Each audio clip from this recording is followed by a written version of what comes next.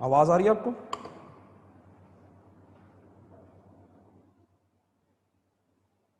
ठीक है जी, good morning.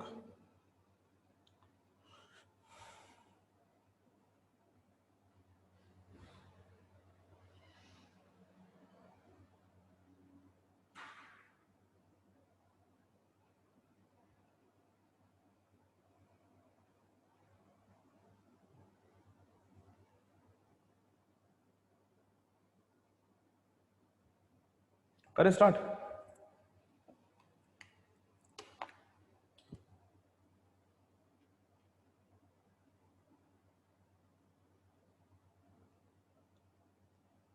चलो फिर, नोट्स मिल गए थे आपको?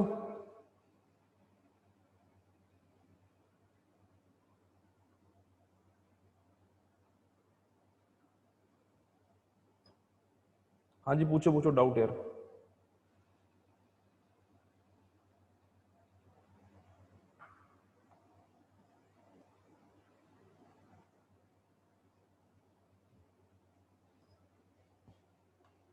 यार मैंने आईआर के ग्रुप में डाले थे।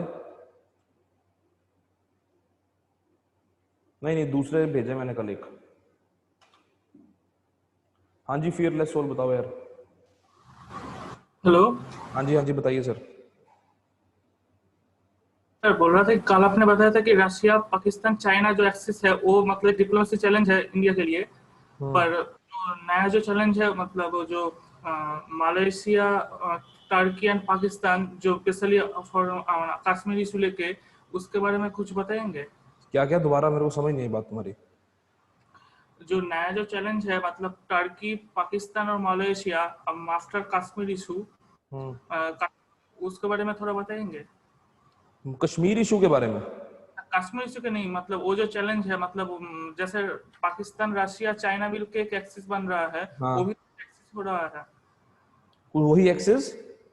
वो भी तो मतलब इंडियन डिप्लोमेसी के लिए एक मतलब चैलेंज हो रहा है। हाँ, तो उसके बारे में थोड़ा बताएंगे? जब आएगा टाइम कश्मीर का बताऊंगा यार, अभी उसकी जरूरत नहीं बताने की।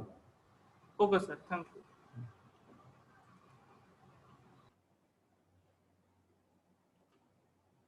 यार देखो, जो तो आप जो तो आप रजिस्टर्ड स्टूडेंट हो, ठीक है, तो kindly message Manpreet Arora ma'am. ठीक है, kindly message Manpreet Arora ma'am. She will add into you into international relations group, right? तो she will add into you into IR group, और मैं फिर आपको नोट्स वहीं शेयर करवा दूंगा, ठीक है? और दूसरी बात यह है कि अगर बाय चांस किसी को नोट्स ना मिले ग्रुप में व्हाट्सएप पे, तो आई विल मेक श्योर कि जो नोट्स हैं वो आपके पोर्टल पे अपलोड हो अलॉन्ग विद द लेक्चर। ठीक है, तो जो कल मैंने नोट्स अपलोड किए थे, भेजे थे, वो आपके कल के लेक्चर के साथ पोर्टल पे अपलोड हो जाएंगे आज। ठीक है, तो मैं नोट्स जो है पोर्टल पे साथ साथ अपलोड करता रहूंगा, तो आप पोर्टल खोल के भी देख सकते हैं कि किस तरह से आपने नोट्स डाउनलोड करने हैं। मैं उसमें डाउनलोडेबल की ऑप्शन डलवा दूंगा, डाउनलोडिंग के ऑप्शन, वहां से भी आप डाउनलोड कर सकते हो। Otherwise you message Manpreet Arora ma'am, she will, अभी मत करने लग जाना, अभी तो वो सोए होंगे ठीक है, अभी मत करने लग जाना। You drop her a message, तो her official office timing starts at around 9:30 10, तो she will add you in the group. ठीक है, तो don't worry, you will get the notes. ठीक है, वो नोट्स भेजे थे मैंने, एक तो कोल्ड वॉर के भेजे थे, और दूसरे भेजे थे मैंने आपको किस चीज के, institutions relating to Indian foreign policy. ठीक है, तो एक दो डाउट्स लेने जो डाउट्स आए हुए हैं। Look east to active, sir जब टाइम आएगा लुक ईस्ट एक्टिव समझा दूंगा, टेंशन ना लो। ठीक है, could you please, चलो ma'am, Padma, this is very difficult to explain what was taught in the yesterday's class because it was around 2.5 hours class, 2 hours class, so you kindly watch it on the portal. हाँ हाँ Padma, I you message Manpreet Arora ma'am. Mission Karma Yogi, अनुराग कल रात को YouTube channel के ऊपर video upload हो गई है, शाम को वो देखो कि मिशन कर्म योगी क्या है। ठीक है, class is not the time to explain. Israel Palestine, ma'am Israel Palestine West Asia में करवाऊंगा।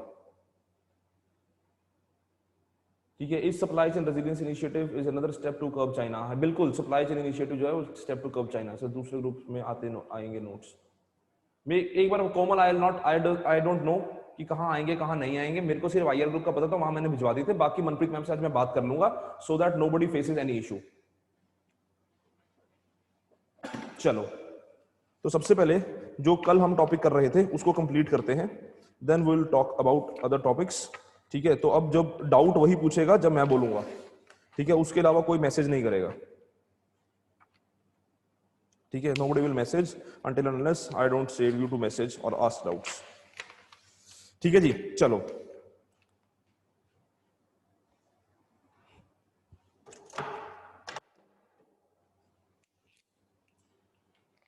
So yesterday we were discussing about Cold War। Yesterday we were discussing about Cold War, right? तो when we were discussing about Cold War yesterday, तो उस time के ऊपर मैंने सिर्फ और सिर्फ आपको इंट्रोडक्शन दी थी कोल्ड वॉर की, कि किस तरह से कोल्ड वॉर जो था उसकी इनिशिएशन की बात की जाती है। That there are multiple theories. फटाफट रिवाइज करा रहा हूं 1 मिनट में, क्योंकि 10 मिनट ही समझाया था कोल्ड वॉर की। फटाफट बताता हूं कि उसमें यही कहा जाता था कि या तो कोई ऑफिशियल डेट नहीं है कि कोल्ड वॉर की इनिशिएशन कब हुई। ठीक है, some people say that the initiation goes back to 1917, that is Bolshevik revolution. ठीक है, 1917 दैट इज बोल्शेविक रेवोल्यूशन, कि when Russia took independence from Tsar and Russia backed out from World War I. That was the time when the USA thought that Russia has backstabbed them, right? Then came the time of after World War II, when there was one project that was Manhattan Project. ठीक है, this Manhattan Project was basically USA's initiative to make bombs. ठीक है, USA took a secret initiative to make bombs, but this secret initiative USA had shared it with UK and Canada. ठीक है, but USA did not tell this initiative or did not talk about this initiative with USSR. ठीक है, तो USSR felt backstabbed and USSR thought that if USA could bomb Japan, Russia is not far away. ठीक है, because the decision or what was decided between USA and USSR during the time of World War, as they both were allies, so it was decided that USSR will get into Japan and defeat Japan and win the World War II. But USA instead of allowing USSR to enter Japan, bombed Japan. आवाज नहीं आ रही क्या आप लोगों को?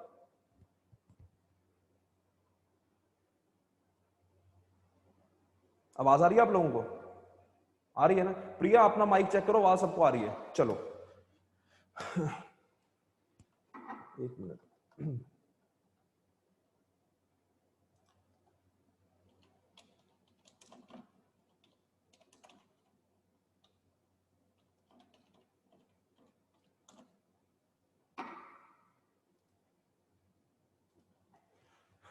चलो,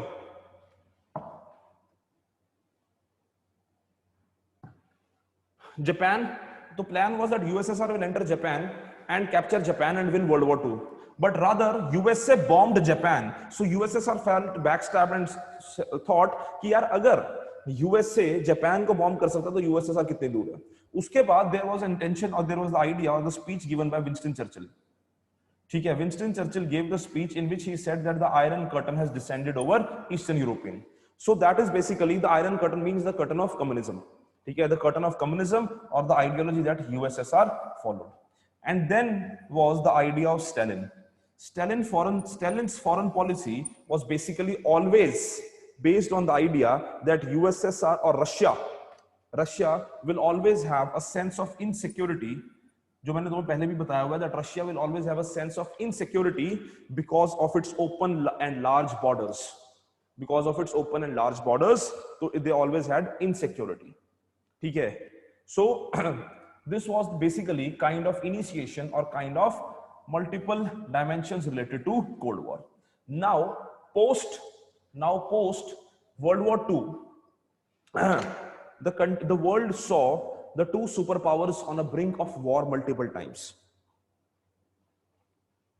So this idea of Cold War can be divided into different phases. Idea of Cold War can be divided into different phases. Phase 1 देखो, मैंने तुम्हें नोट्स तो भेजे थे कल, अभी बाकियों को भेज जाऊंगा, टेंशन मत लो। उसमें मैंने पॉइंटर लिख के एक्सप्लेन किया हुआ है कोल्ड वॉर को। ठीक है, फिर भी जो मैं बोर्ड पे लिखूंगा, अगर आप चाहो feel free to write it, feel free to click a screenshot या feel free to write it. ठीक है, स्क्रीनशॉट लोगे तो दोबारा लिखना पड़ेगा, तो आलस मत करना। ठीक है, कि अभी स्क्रीनशॉट ले लेते हैं, बाबू बन के बेड पे बैठे हो, और स्क्रीनशॉट ले रहे हो, समझ रहे हो बात? उठो, पेन कॉपी उठाओ, जो लिख रहा हूं अगर लिखना चाहो लिखो, ठीक है? पॉइंटर लिखूंगा, समझाऊंगा, लिखो, ठीक है? पर बाबू बन के बेड में मत बैठे रहना और पता लगे पढ़ते पढ़ते सो गए। चलो फेज वन। तो phase one of cold war, basically there were certain plans and there were certain initiatives that were taken by USA and USSR, ठीक है? अब ऐसा नहीं है कि फेज वन में वो लड़ने लग गए कि उन्होंने बोला कि आज बॉक्सिंग करेंगे, खत्म करेंगे दूसरे को, नहीं, उन्होंने बोला कि यार कुछ प्लान्स या कुछ इनिशिएटिव्स लेके आए कि how to counter each other, ठीक है? जैसे फॉर एग्जांपल इंडिया और चाइना आज के टाइम पे, या इंडिया और चाइना अगर आज के टाइम पे कॉन्फ्लिक्ट में हैं, ठीक है, उनमें कोई डिस्प्यूट है, तो ऐसा तो नहीं है ना कि वो बोल रहे हैं कि यार आज तो युद्ध करके मानेंगे। काउंटर आर्गुमेंट्स काउंटर आर्गुमेंट्स चल रहे हैं, इनिशिएटिव्स काउंटर इनिशिएटिव्स चल रहे हैं, ठीक है? बिकॉज चाइना को सबसे ज्यादा डेंट करना अगर पॉसिबल है तो it is not military, China को डेंट करना possible, it is economics. So what India is doing? India is trying to get Atmanirbhar. India is trying to become manufacturing hub. India is banning Chinese apps. Even Mukesh Ambani has started the plan to build infra of 5G. ठीक है, so that there can be an alternative to Huawei, not only in India but outside. Are you getting my point? So that is how initiatives and counter initiatives go hand in hand between the countries. Similarly, in Cold War, there were initiatives and counter initiatives that were taken by USA and USSR. Right. So the first initiative was of Baruch Plan 1946. Baruch Plan 1946. This Baruch Plan was because was the reason, इसके पीछे reason क्या था? That USA had nuclear weapons, ठीक है? And that was a cause of concern, or that was basically a breaking point for USSR. ठीक है? तो USA ने क्या प्रपोज किया? यूएसए प्रपोज्ड न्यूक्लियर डिसआर्मामेंट, ठीक है? ठीक है जी। What was the idea of Baruch Plan? Idea of Baruch Plan was that there should be disarmament, that no country should basically be allowed to build nuclear weapons. ठीक है? This plan was given by USA. USA said that there should be nuclear disarmament, that is no country should be allowed to build nuclear weapons. No country should build nuclear weapons. Another thing that was proposed in Baruch Plan was that the nuclear weaponry or the idea of nuclear activities should be brought under check. If any country, कि कोई भी country अगर nuclear activity करती है, कोई भी country nuclear weaponry बनाती है, किसी भी प्रकार से न्यूक्लियर टेक्नोलॉजी को यूज करती है, तो that should be brought under check by United Nations, ठीक है? Any nuclear activity to be checked by UN. Marker में चल रहा है ये, ठीक है? To be checked by UN. इतने सारे मार्कर पड़े सब। Just a minute please.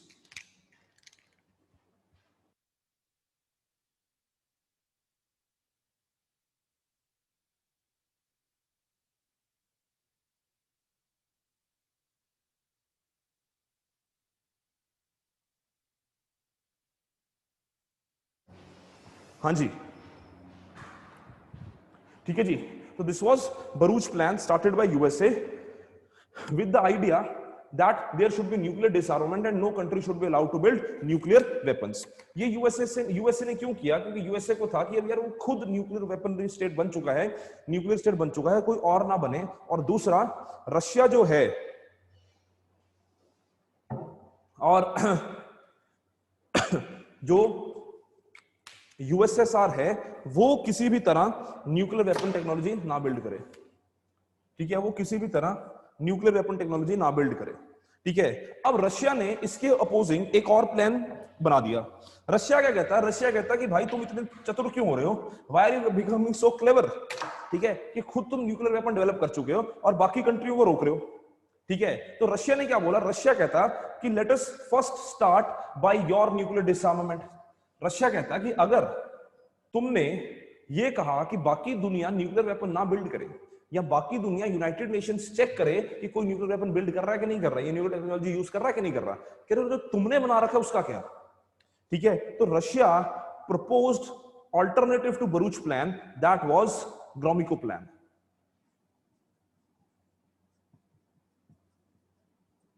That was Gromyko plan. इसमें ग्रोमिको प्लान में क्या था कि first USA destroys its nuclear weapons and then Russia will surrender. Same year था, ये भी सेम ईयर था, देन रशिया विल सरेंडर। कह रहा पहले तुम अपने डिस्ट्रॉय कर दो फिर रशिया बात करेगा, ठीक है। कह रहा है एक दूसरे को मत, तो हमें मत सिखाओ, पहले अपने न्यूक्लियर वेपन डिस्ट्रॉय करो फिर हम बात करेंगे कि क्या करना चाहिए क्या नहीं करना चाहिए, ठीक है। उसके बाद अब ये बात तो एक तरह से डिसाइडेड थी कि दिस वाज जस्ट सिंबलिज्म, ठीक है, दिस वाज जस्ट सिंबलिज्म, ऐसा कुछ होना तो था नहीं, ठीक है। ना यूएसए चाहता था ना यूएसएसआर चाहता था कि वो अपने न्यूक्लियर वेपन सरेंडर करे। तो यूएसए एक आइडिया लेके आया, यूएसए ने ऑफिशियली अपना मॉनरो डॉक्ट्राइन एंड कर दिया इस टाइम पे आके, कोल्ड वॉर के टाइम पे आके। मॉनरो डॉक्ट्राइन मैंने आपको पहली क्लास में भी बताया था कि this was basically, Monroe doctrine was basically USA's isolation from the world politics and USA's area of influence was North America and South America, ठीक है। USA's area of influence was North America and South America, but in this time or during the first phase USA brought a Truman Doctrine, very important for USA's shift or USA's tectonic shift or tectonic tilt in world politics. Truman Doctrine was basically an end of Monroe Doctrine. Truman was the president of USA, ठीक है। Truman was the president of USA who basically gave the idea that USA will go to any length to stop communism, that USA will go to any length to end or stop communism, ठीक है। वो कहता है कि भैया हम communism रोक के रहेंगे, जो कर सकते हो कर लो, ठीक है। क्योंकि देखो था तो, कल भी मैंने आपको बताया था कि था तो सिंपल आइडियोलॉजिकल वॉर, ठीक है। आइडियोलॉजिकल वॉर थी, एक तरफ से कैपिटलिज्म एक तरफ था कम्युनिज्म, ठीक है। एक तरफ था कैपिटलिज्म एक तरफ था कम्युनिज्म, तो आइडियोलॉजिकल वॉर थी। इस आइडियोलॉजिकल वॉर को रोकने के लिए यूएसए कहता हम हर हद तक जाने के तैयार है, और इसी को एक सपोर्ट करने के लिए, ट्रूमैन डॉक्ट्राइन को सपोर्ट करने के लिए एक इकोनॉमिक आर्म निकाला गया ट्रूमैन डॉक्ट्राइन का। ट्रूमैन डॉक्ट्राइन का इकोनॉमिक आर्म जो था that was basically your Marshall plan, ठीक है। मार्शल प्लान क्या था कि यूएसए कहता किसी भी कंट्री को कोई पैसा चाहिए डेवलपमेंट के लिए, कोई फाइनेंशियल एड चाहिए डेवलपमेंट के लिए, तो वो हमारे पास आओ, हम तुम्हें देंगे। 1948 में यूएस कांग्रेस ने इसको अप्रूव कर दिया, और इसमें क्या कहा गया कि any financial aid will be given for development, ठीक है। Any financial aid required will be given for development, thank you. This was basically what was your Marshall plan, ठीक है। अब यूएसएसआर कैसे चुप रह सकता था? यूएसएसआर कहता कि यार ये तो पैसे की होड़ दिखा रहा है, ठीक है। यूएसएसआर कहता है ये तो पैसे की होड़ दिखा रहा है और पैसे लेके सबको ले जाएगा क्या? तो यूएसएसआर क्या कहता कि भैया ऐसा तो है नहीं कि पैसा हमारे पास नहीं है, हमारे पास भी पैसा है। तो यूएसएसआर ने इसकी अपोजिंग क्या प्रपोज कर दिया? यूएसएसआर ने इसकी अपोजिंग प्रपोज किया मोल्टोव प्लान। स्टालिन लेके आया मोल्टोव प्लान, ठीक है। This Molotov plan was that Stalin basically told eastern European countries को स्टालिन ने बोला कि भाई तुम पैसे लेके दिखाओ वेस्ट से, कह रहा तुम कोई पैसा नहीं लोगे वेस्ट से, हम तुम्हारी सपोर्ट करेंगे, ठीक है। हम तुम्हारी सपोर्ट करेंगे, तुम वेस्ट से पैसा नहीं लोगे, ठीक है। As you all know that there was Eastern European countries were under the influence of USSR and Western European countries were under the influence of USA. This division was on the lines of Berlin Wall. Germany was divided into two parts.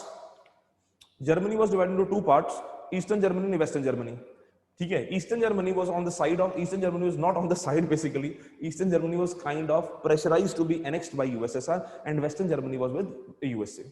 So there was Berlin Wall which was established, and on one side of Berlin Wall there was USSR or communism, on the other side of Berlin Wall there was USA or capitalism or liberalism, ठीक है, so called liberalism that was practiced by USA. Are you getting my point? So basically in Molotov plan Stalin want the Eastern European countries कि कोई तुम में से USA से पैसा नहीं लेगा, हम तुम्हें पैसा देंगे, ठीक है, हम तुम्हारी डेवलपमेंट में मदद करेंगे। अब यार उस टाइम पे कंट्रियों को क्या था, सब नई नई कंट्रियां आजाद हुई थी, ठीक है, लड़ाई में से निकली थी, तो इनको लगा कि जो पैसा दे रहा दे जाओ, ठीक है, उन्हें कुछ फर्क नहीं पड़ रहा था। वो कहते कि वो आया था ना, वो मीम आता ना कि बाबू भैया पैसा ही पैसा, ये वही बात चल रही है, ठीक है, कि थोड़ा पैसा यूएसए देगा, थोड़ा पैसा यूएसएसआर देगा, कंट्रियां करेंगी enjoy.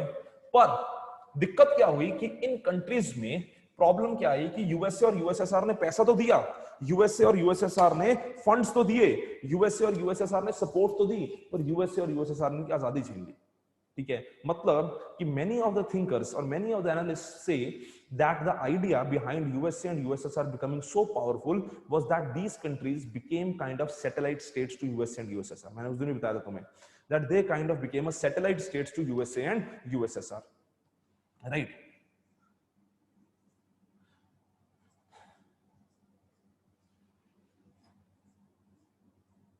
That their existence is completely dependent or was completely dependent upon US and USSR. ठीक है, that their existence was completely dependent upon USA and USSR. ठीक है, they did not have their own identity, they did not have their own bank balances, or they did not had their own idea of development. What they followed was completely the idea followed by USA and USSR. ठीक है, so they became the satellite states, and USA and USSR became a superpower. देखो, there are stages of power. ठीक है, the country to become a superpower, there are stages. Once the country becomes a power, ठीक है, each and every country becomes a power. ठीक है, हर country अपनी अपने लिए हीरो होती है। वो है ना, Zakir Khan is a famous stand up comedian, उसकी एक बड़ी फेमस लाइन है, कहता कि हर आदमी अपनी अपनी स्टोरी का, हर इंसान अपनी अपनी कहानी का हीरो होता है। ठीक है, उसी प्रकार हर कंट्री अपनी अपनी नजर में पावर होती है। ठीक है, तो हर कंट्री एक पावर है। अब पावर के बाद डिफरेंट स्टेजेस आते हैं। ठीक है, पावर के बाद आपका स्टेज आता है कि आप उस एरिया के हैं, उस स्फीयर के डोमिनेंट पावर बनते हो। ठीक है, कि जैसे इंडिया है, ठीक है, इंडिया पावर है, ठीक है, भूटान भी पावर है, सॉवरन, सब कंट्री सॉवरन कंट्रीज पावर है। फिर आप इस एरिया के डोमिनेंट पावर बनते हो, आप साउथ एशिया के डोमिनेंट प्लेयर बनोगे, डोमिनेंट पावर बनोगे। फिर आप एशियन रीजन के डोमिनेंट प्लेयर बनोगे, आप पावर बनोगे। फिर आप ग्लोबल पावर की स्टेज में पहुंचते हो। ठीक है, ग्लोबल पावर की स्टेज में पहुंचते हो, फिर आप जाके एक सुपर पावर की स्टेज में पहुंचते हो। तो super power is the top most form of power. As of now no country in the world is a super power. Regarding my point, अगर हम उस टाइम की बात कर रहे हैं कोल्ड वॉर की, तो basically the USA and USSR were super powers. ठीक है, as of now present times no country is a superpower, but yes, there are two countries, there is one country that is on the verge of becoming a superpower, that is China. And as of now China and USA both are global powers, right? The domination or the impact that China and USA have as of now is that they will at certain level or a certain point again become a superpower, or there will be a fight between a superpower and a global power. But rest no country is even on the verge of becoming a global power except China and USA. ठीक है, India still a dominant power, India still a dominant player, India is not even a global power. Are you getting my point? So basically during cold war, for the first and the last time in the world, the countries और the world saw two super powers locking horns with each other, or locking horns against each other. That was the time of Cold War, and it was a pretty dangerous time.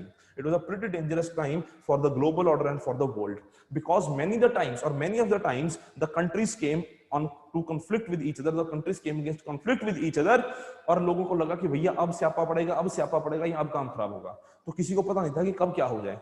Are you getting my point? So there was one Korean crisis. Korean crisis. So Korean crisis were basically started in 1952 to 53. ठीक है, Korean crisis. ये जो Korean crisis है, ये north Korea और south Korea का झगड़ा है। ठीक है, आज भी पता होगा नॉर्थ कोरिया साउथ कोरिया, वो जो नॉर्थ कोरिया में बैठे हैं किम जोंग उन, ठीक है, South Korea democratic regime. So basically North Korea and south Korea came at a war against और loggerheads against each other. तो हुआ क्या कि जो नॉर्थ कोरिया था, that was supported by Russia. North Korea was supported by Russia and South Korea basically was supported by USA. So what did Russia do?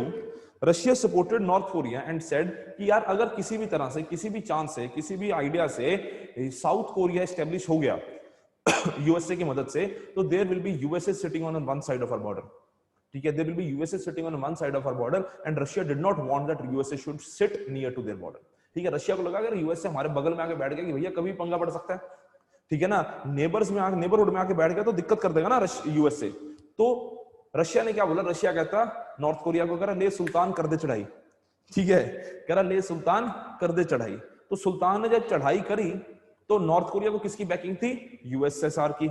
अब south Korea कहता है कि तेरा भाई भी कम नहीं है, ठीक है, कह रहा तेरा भाई भी कम नहीं है, तो उसकी सपोर्ट किसकी थी? यूएसए की।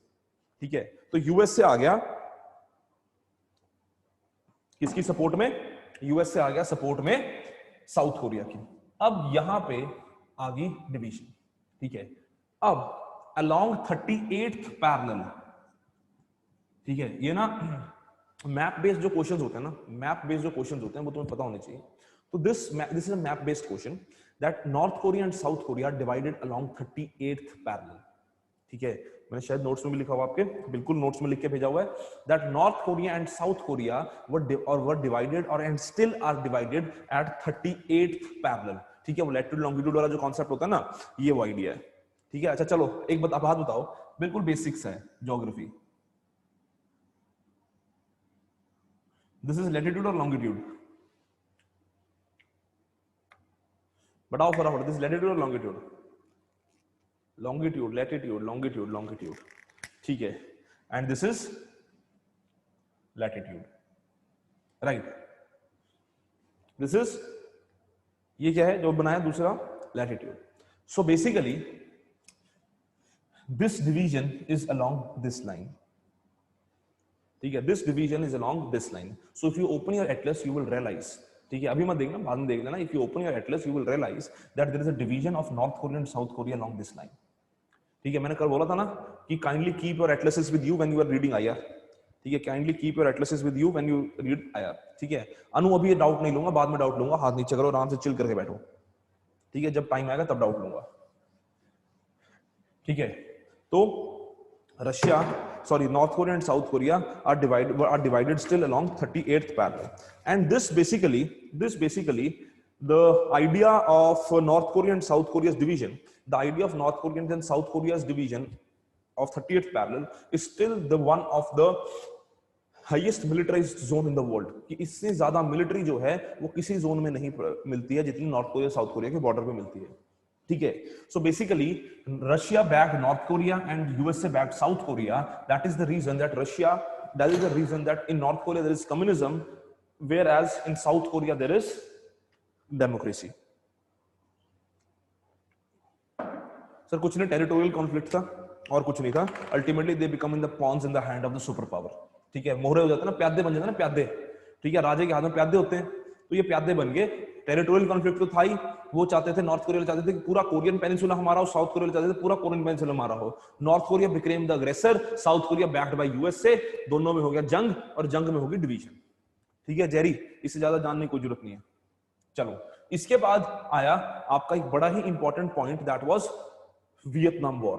ठीक है, this Vietnam war started in 1955 and went almost up to 73-74. This was almost a 2-decade war. ठीक है, this is still one of the biggest humiliation that USA has ever faced in their independent history. ठीक है, Vietnam War, one of the biggest humiliation that USA has faced in their history, because USA wanted that there should not be the idea of communism spreading throughout the world. ठीक है, USA invented a theory, USA administration invented a theory that was basically known as domino effect. ठीक है, domino effect समझते हो ना क्या होता है? डोमिनो इफेक्ट समझते हो क्या होता है?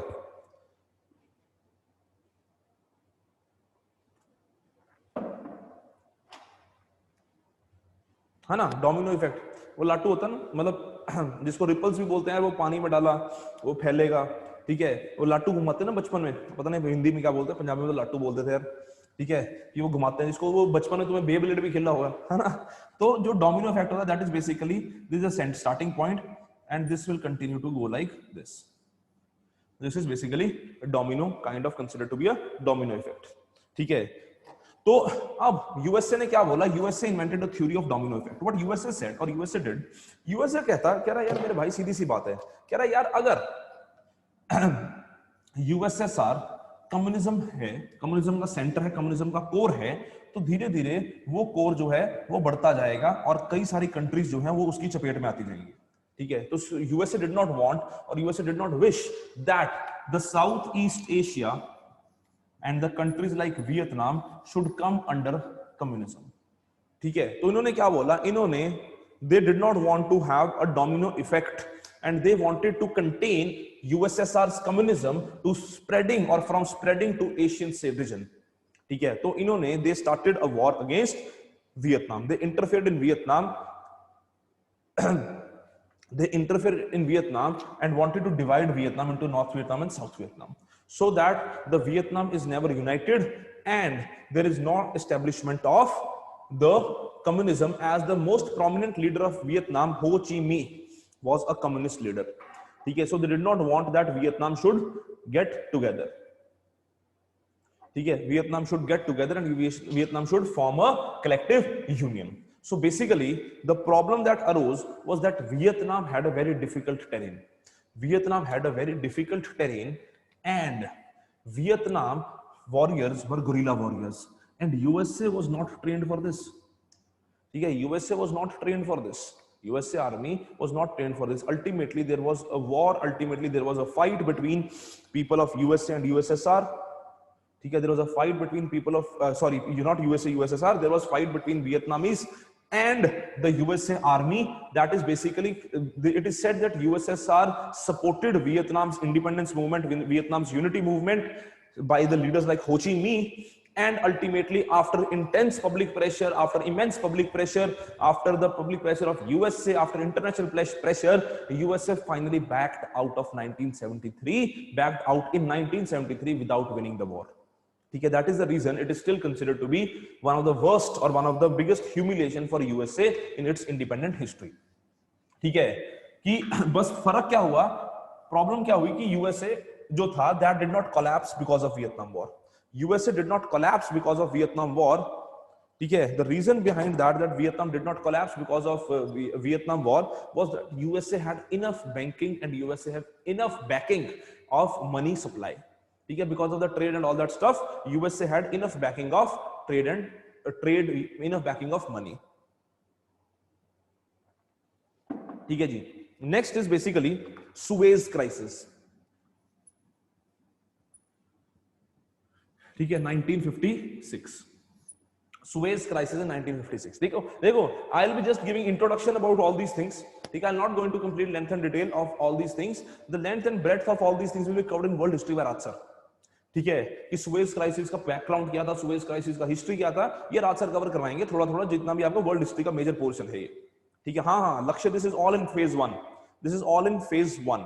ठीक है, now Suez crisis basically confirmed a very important thing. This Suez crisis, ध्यान से सुनना इस बात को, Suez crisis became a historic moment in the global order, because Suez crisis confirmed one very important thing that was realized in the global order, and that thing was, or that moment was, that now onwards USA and USS are the superpowers and Britain and France are kind of mediocre powers. The reason behind that was Suez Canal. आपको सबको पता होगा, एक minute,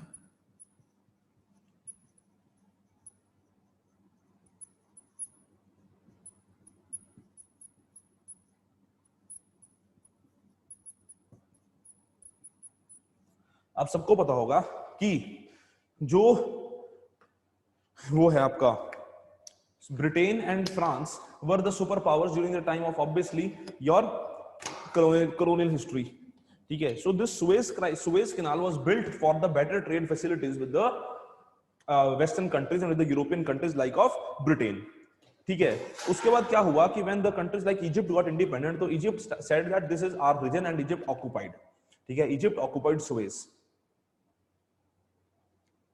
and said if anyone has to pass via Suez, they have to pay us, or if anyone has to use Suez, they have to pay us. तो ultimately Britain and France got together against Egypt and they said कि खत्म कर देंगे, मार देंगे. ठीक है, they said मार देंगे, खत्म कर देंगे. तो उन्होंने बोल दिया कि मार देंगे, खत्म कर देंगे. भाई हमें तो सुएज क्राइसिस, सुएज कैनाल की चाहिए ही चाहिए, एक्सेस चाहिए ही चाहिए.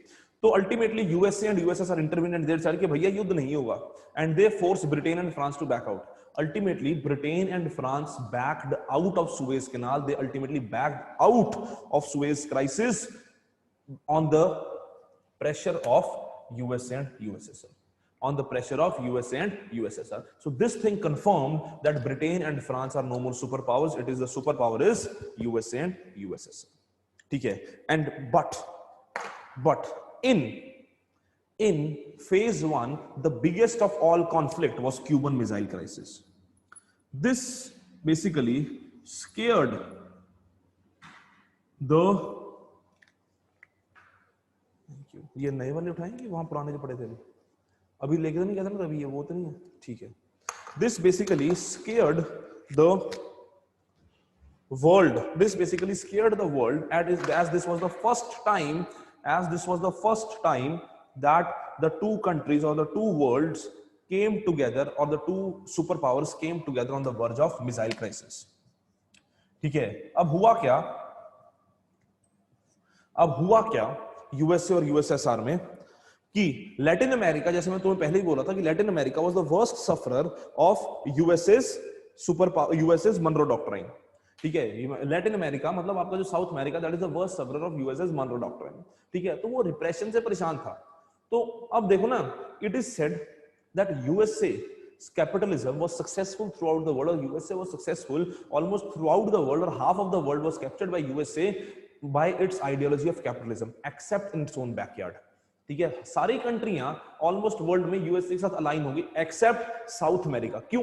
क्योंकि उन्होंने साउथ अमेरिका ने रिप्रेशन देखा था यूएसए का. 200 साल उन्होंने साउथ अमेरिका ने रिप्रेशन सहा यूएसए का. तो 200 साल के बाद भी वो यूएसए के साथ नहीं जाना चाहते थे. तो many of the countries in south America, they were irritated and they were frustrated by the US's domination and US's interference in their countries. So they supported USSR.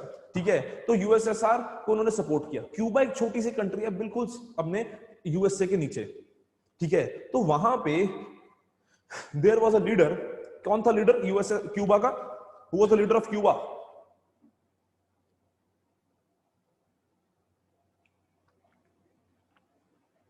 फिदल Castro. शीक वाला नहीं था, फिदल कास्त्रो था. प्रतीक यार मैंने बताया तो है, नोट्स मैं भेज चुका हूं पहले ही. अगर ये लिखना चाहो साथ साथ लिखो. ठीक है. Notes I have already sent in the IR group. ठीक है. Fidel Castro. Fidel Castro was the leader of Cuba. So Fidel Castro basically was a communist. ठीक है. Fidel Castro was a communist. ठीक है. आप खुद देखो ना यार, अभी भी आप अगर देखो Venezuela still a communist nation. ठीक है. No doubt it has ultimately become a dictatorial reason.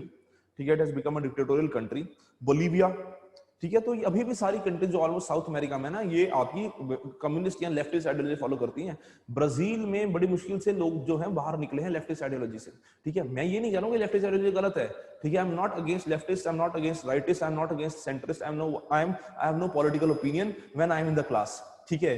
The idea is कि basically the condition with regards to USA and USSR and the Cuba and Brazil is that there was a corruption. ठीक है. Ultimately leftist side से बाहर क्यों निकले? Corruption. ठीक है. Corruption का एक रीजन बन गया था. अब क्या पता जो अगली सरकार है, जो अभी राइटिस्ट गवर्नमेंट है, इससे भी लोग करप्शन से परेशान होकर बाहर निकले. ठीक है. सो सरकारें जो है ना, वो करती तंगी है लोगों को. Wherever in the world सरकारें तंगी करती हैं.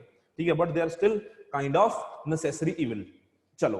तो यूएसए और यूएसएसआर में हुआ क्या कि basically USA tried, and there was what is said is basically what I have read in a book is that USSR को information मिली कि USA is going to attack Cuba and USA is going to capture Cuba. So what did USSR do? USSR brought missile and launched it towards, or not launched, and pointed it towards USA. तो USA ने क्या करा? USA also pointed its missile towards USSR. So ultimately the two countries or the two superpowers were on the brink of missile crisis, and which could even turn out into nuclear warfare. So ultimately the international community had to intervene. उन्होंने बोला कि भाई साहब माफ कर दो, क्यों ऐसे गंद मचा रहे हो, क्यों लड़ाई करने जा रहे हो, क्यों न्यूक्लियर वॉरफेयर करने जा रहे हो. And after this long pending, and after this long initiated warfare, and after this long initiated conflict mechanism resolution, ultimately the Cold War entered into phase 2. The Cold War entered into phase 2. This phase 2 is considered to be detente phase. ठीक है. This phase 2 is considered to be detente phase.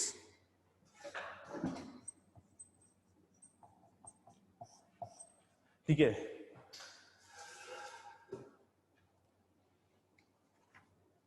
This phase 2 is considered to be detente phase.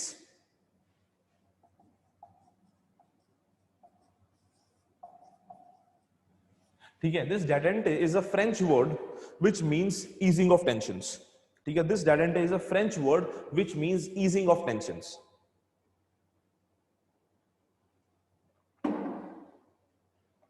Easing of tensions. ठीक है, अब इस time पे क्या हुआ कि दोनों कंट्रीज ने एक साथ आके, अच्छा पहले यहां तक बताओ, यहां तक किसी को कोई डाउट? Any doubt? अगर समझ आ गया यस लिख दो, अगर कोई डाउट है फटाफट पूछो।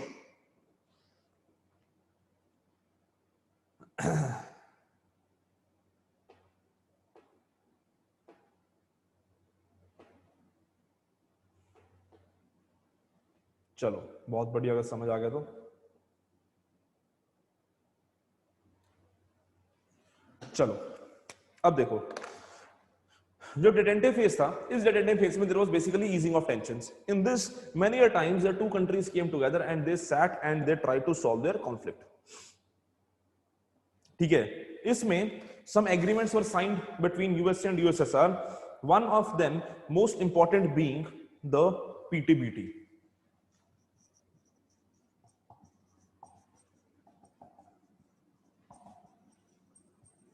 Partial Test Ban Treaty 1964. ठीक है, Partial Test Ban Treaty 1964।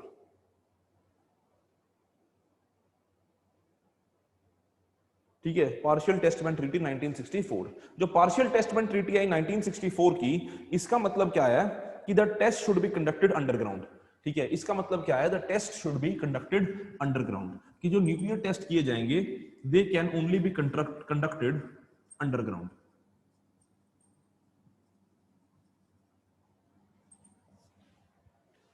ठीक है जी। अब ये तो पार्शियल टेस्ट बैन ट्रीटी थी। अब इसके बाद कॉम्प्रिहेंसिव टेस्ट बैन ट्रीटी भी आई कि भैया कहीं तुम नहीं करोगे या कुछ नहीं करोगे, आउटर स्पेस के लिए भी ट्रीटी आई, जो आपकी वेपनरी थी, आपकी इंटेंस वेपनरी थी, उसके लिए भी ट्रीटी आई, सॉल्ट बनी, स्टार्ट बनी, कई सारी ट्रीटीज बनी। ठीक है, मैं सारी डिस्कस नहीं करूंगा, सारी इंपॉर्टेंट भी नहीं आपके लिए। तो इसके अलावा जो एक बड़ी इंपॉर्टेंट ट्रीटी बनी which was especially related to nuclear warfare, that was non proliferation treaty। अब इसको थोड़ा सा एक्सप्लेन भी कर देता हूं आपके लिए। Non proliferation treaty 1969। Non proliferation treaty 1969। ठीक है, ये नॉन प्रोलिफरेशन ट्रीटी, इसमें क्या कहा गया, they said this non proliferation treaty was basically to promote the idea, this non proliferation treaty was basically to promote the idea of stopping the spread of nuclear weapons। ठीक है, this was basically to prevent the spread of nuclear weapons। ठीक है, this was basically to prevent the spread of nuclear weapons। ठीक है, अब ध्यान से सुनना इस बात को। अब मुद्दा क्या हुआ, अब एनपीटी साइन हुई। अब एनपीटी में इन्होंने ये बोल दिया कि यार दो चीजें हैं। ठीक है, प्रोलिफरेशन होता क्या, सबसे पहले तो बताओ प्रोलिफरेशन। प्रोलिफरेशन जो होता है ना, proliferation is increasing the stockpile of nuclear weapons और increasing the basically the stockpile of a particular thing. So proliferation with regard to nuclear weapons can be classified into two things। ठीक है, ये सुनना, ये आपका cold war से related नहीं है, ये आपका जनरली एनपीटी का एक्सप्लेन कर रहा हूं थोड़ा सा। ठीक है, ताकि आपकी अंडरस्टैंडिंग जो है वो बेटर हो जाए। और जैसे उस दिन मैंने बोला था कि India is a responsible nuclear player, वो भी आपको पता लग जाए कि उसके पीछे रीजन क्या है। ठीक है, देखो प्रोलिफरेशन दो तरह का होता है यार। प्रोलिफरेशन दो तरह का होता है, एक तो होता है हॉरिजॉन्टल,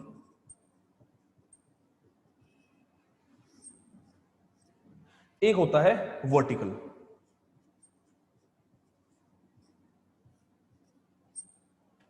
ठीक है, हॉरिजॉन्टल और वर्टिकल।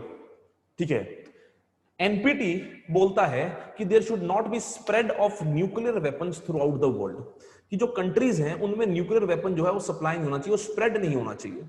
ठीक है, कि अगर फॉर एग्जांपल यूएसए जो है वो न्यूक्लियर वेपन स्टेट है, तो यूएसए किसी और कंट्री की सपोर्ट नहीं करेगा, यूएसए किसी और कंट्री को पैसा नहीं देगा, या किसी और कंट्री को न्यूक्लियर टेक्नोलॉजी नहीं देगा कि वो अपनी न्यूक्लियर वेपनरी बिल्ड कर सके या न्यूक्लियर टेक्नोलॉजी को बिल्ड कर सके। ठीक है, तो मिलिट्री यूज के लिए यूएसए नहीं किसी को हेल्प करेगा ताकि कोई भी कंट्री में न्यूक्लियर टेक्नोलॉजी बिल्ड ना कर सके। ये क्या हुआ बेसिकली, हॉरिजॉन्टल प्रोलिफरेशन। कि हॉरिजॉन्टल प्रोलिफरेशन क्यों, क्योंकि कंट्रीज आपस में डील कर रही हैं, USA, China, India, Russia, Japan, horizontal proliferation. Are you getting my point? This is horizontal proliferation. NPT इस चीज की बात कर रहा है, एनपीटी इस चीज को प्रिवेंट कर रहा है, एनपीटी इस चीज को मना कर रहा है। दूसरी तरफ है वर्टिकल प्रोलिफरेशन। वर्टिकल प्रोलिफरेशन का मतलब क्या है? USA, suppose USA has 10 nuclear weapons, USA now can have 100 nuclear weapons. Why? क्योंकि USA को टेक्नोलॉजी, यूएसए अपने वेपन्स बिल्ड करी जाए, कौन यूएसए को रोक रहा है? ठीक है। सेकंड थिंग और द थर्ड थिंग कि Russia has 10 nuclear weapons, Russia can now have 50 nuclear weapons, कौन रशिया को रोक रहा है? ठीक है। So the idea is basically NPT does not stop the vertical proliferation of nuclear weapons, that the country that already have or the country that already has the nuclear weaponry or the nuclear technology, NPT does not prevent that country from increasing its power. This is the reason that India does not sign NPT. India is not a signatory of NPT because India says that NPT is discriminatory. NPT is discriminatory against the countries which have nuclear weapons and against the countries which do not have. So India says, in spite of, देखो, India has always taken a stand since the time of Pandit Nehru and up till now, India has taken a stand that there should be nuclear disarmament and ultimately nuclear weapons should be destroyed. ठीक है। Then the countries people ask India कि यार अगर तुम इतने बड़े nuclear armaments के against हो या तुम बोलते हो कि न्यूक्लियर आर्म्स नहीं होने चाहिए, तो मेरे भाई तुमने क्यों बिल्ड करे? इंडिया का तो सिक्योरिटी रीजन। ठीक है। एक तरफ चाइना, दूसरी तरफ पाकिस्तान। ठीक है। वो पंजाबी में कहावत होती है ना, अगर आपको किसी को पंजाबी समझ आती है तो बहुत बढ़िया बात है। पंजाबी में ना एक मूवी में कहावत थी, कहावत तो क्या, एक लाइन थी, कहता हूं चिड़ी बेचारी की करे ठंडा पानी पी मरे।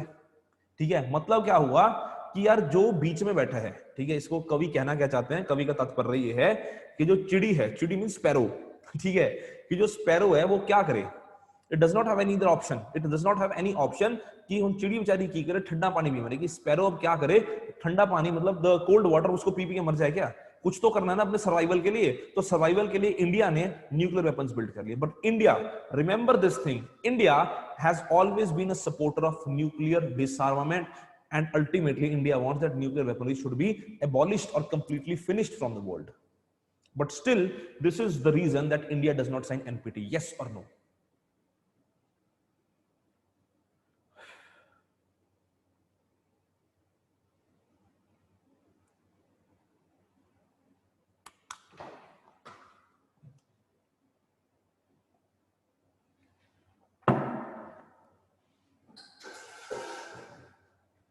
चलो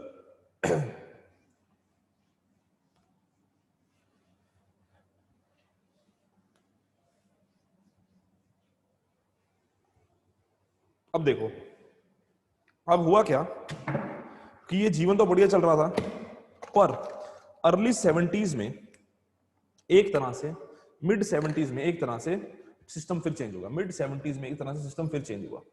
मिड 70s में क्या हुआ कि फेज 3 स्टार्ट हो गया। Phase 3 basically is considered to be the most dangerous phase of all the phases of Cold War. ठीक है। Why phase 3 is considered to be the most dangerous of all the phases? Because it is said that there was beginning of new Cold War. ठीक है। There was beginning of new Cold War, and this Cold War was not only ideological battle. Why we say new Cold War? Why we say new Cold War? Because the previous Cold War was ideological battle.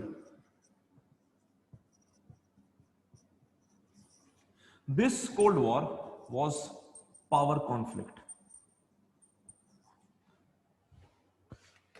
This Cold War was power conflict. ठीक है। जब मैं बात कर रहा हूं this Cold War was power conflict, basically this was the time when USA and USSR through their proxies were not in against each other. ठीक है। इससे पहले तो USA and USSR were against each other via their proxies. Via their proxies का मतलब होगा Korean conflict. USA and USSR were not against each other exactly, but still they were fighting against each other via Korea.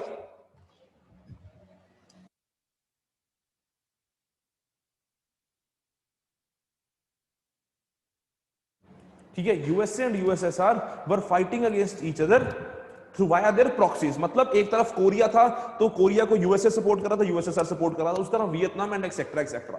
But this was the first time that USSR directly came into war front. ठीक है, USA इस time पे चतुर रह गया, USA ने खुद war में नहीं उतरा, यूएसए ने प्रॉक्सीज को सपोर्ट करा। ठीक है, और ये प्रॉक्सीज क्या बने? The revolutionaries of Afghanistan who later on became the Taliban. ठीक है, revolutionaries of sorry revolutionaries of Afghanistan which later on became Taliban, right? So basically USA was supported, or USA supported these revolutionaries who later on became Taliban. So idea was that this was a power conflict that the world for the first time saw. हुआ क्या, इसके पीछे reason क्या था? Reason ये था कि जो अफगानिस्तान में गवर्नमेंट थी, ठीक है, that government in Afghanistan was a communist regime. ठीक है, पाकिस्तान जो है वो हमेशा रहा है क्या? पाकिस्तान रहा है एक तरह से सपोर्टर ऑफ यूएसए। अब इस टाइम के ऊपर ना एक छोटा सा चेंज वर्ल्ड में और हो गया था, और वो छोटा सा चेंज जो था वो बहुत ही इंपॉर्टेंट था वर्ल्ड के डायनेमिक्स को हिलाने के लिए। वो चेंज क्या था कि पहले earlier there was a Sino Soviet friendship. Sino मतलब चाइना, सोवियत मतलब यूएस, रशिया, इन दोनों की बड़ी प्यारी दोस्ती थी। ठीक है, दोनों कम्युनिस्ट नेशंस थे, दोनों कम्युनिस्ट ब्लॉक को बिलोंग करते थे, and Russia was the self proclaimed leader of the communist bloc. China कहता कि भैया हम क्या करें, हम क्यों पीछे रहें। ठीक है, तो there was a kind of a tilt that China wanted to grow. ठीक है, सो इन 1970s, ठीक है, लेट 1960s और early 1970s there was a tectonic shift, and that shift was beginning of Sino Soviet conflict and beginning of Sino US relations. China US relations build हो गए, China और USA की दोस्ती हो गई, चाइना और यूएसए की दोस्ती हो गई। इस चीज के लिए क्रेडिट दिया जाता है to none other than Henry Kissinger. ठीक है, जैसे मैंने तो शायद पहले ही बताया था, Henry Kissinger is considered to be the father of modern diplomacy. ठीक है, हेनरी किसिंजर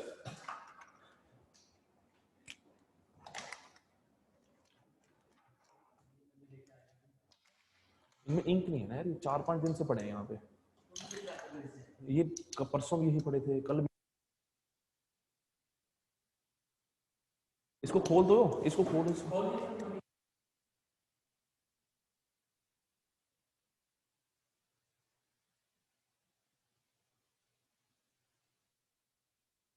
देखो, तो there was basically Sino Soviet friendship. तो Henry Kissinger is given credit for Henry Kissinger is given the credit for Sino US friendship.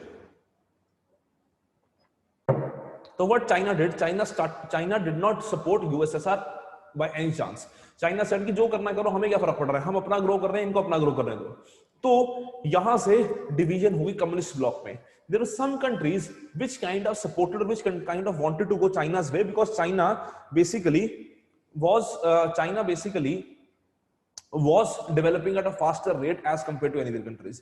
Father of modern diplomacy, ठीक है, उसकी किताब Henry Kissinger has written a wonderful book, अभी मत पढ़ना, whenever you become an officer and whenever you get interested into becoming an IFS or Indian Foreign Policy Officer, Indian Foreign Services Officer, read a book that is named by Diplomacy. ठीक है, it is a very costly book because it costs around more than 1000 rupees. ठीक है, as a student I know, ठीक है, it hurts to or it is difficult to pay 1000 rupees. ठीक है, हमें भी बड़ा दुखता था जब 1000 रुपए खर्चना पड़ता था किताब के ऊपर। ठीक है, but when you become an officer, after that, whenever you get time in your life, read that book. It is a wonderful book. ठीक है, the book is Diplomacy by Henry Kissinger. ठीक है, चलो, coming back to this. So the communist regime basically was kind of supported by USSR, obviously. So इस communist रजीम को गिराने की कोशिश करी गई, इस कम्युनिस्ट रजीम को हटाने की कोशिश की गई बाय यूएसए एंड पाकिस्तान। ठीक है, यूएसए और पाकिस्तान ने इस कम्युनिस्ट रजीम को हटाने की कोशिश करी। तो अब यूएसए और पाकिस्तान ने इस कम्युनिस्ट रजीम को जब हटाने की कोशिश की, तो ultimately Russia had to intervene. Ultimately Russia had to intervene to save its communist regime or save its communist friend, because this communist regime was close to Russia and it had kind of प्यार था Russia के साथ भाई।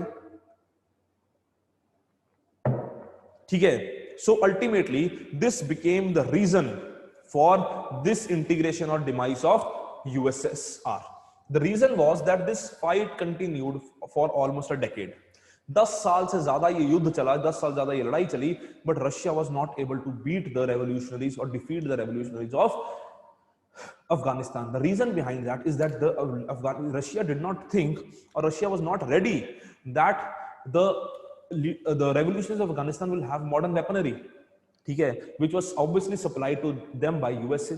ठीक है, Russia को लगा था यार नए तो प्यादे पैदा हुए हैं, खत्म कर देंगे, वापस आ जाएंगे. रशिया को पता था कि आगे बड़े बड़े तोपे लेके बैठे हुए हैं, रशिया वाले घबरा गए. दूसरी बात, Russia was not, or the people or the army of Russia was not ready or was not basically physically trained for guerrilla warfare.